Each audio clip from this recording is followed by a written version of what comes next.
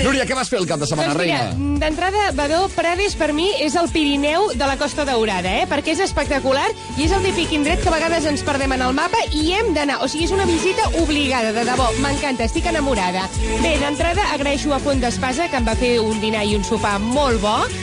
També el restaurant Estanc, que em va servir una sopeta de farigola i bacallà amb farigola. També des d'aquí us dic que si després voleu us passo la recepta. He vist la foto del bacallà i fa plorar, Espectacular. I a més vaig fer una excursió amb els amics de Sobre Rodes Prades. Des d'aquí una salutació al Miquel, la Marta i la Mariona, que és la nena que va de camí, que naixerà, em sembla, d'aquí a un parell o 3 de mesos, que ens van fer una ruta i no em vaig caure de la bici en cap moment. Això gràcies al Miquel i les seves instruccions. De mèrit. Molt bé. Si en bici no s'esquiar.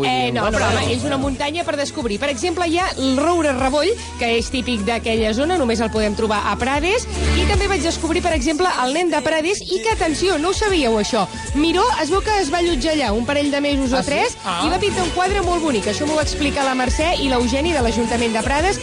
I per acabar, doncs, vaig visitar l'Ermita de la Bellera, que és una visita obligada i després de gustar unes bones patatones. Molt bé. Aquesta ha estat la ruta de la Núria, la Catalunya fricandera. I fins aquí, Catalunya fricandera a la Costa Daurada. Amb el suport del Patronat de Turisme de la Diputació de Tarragona.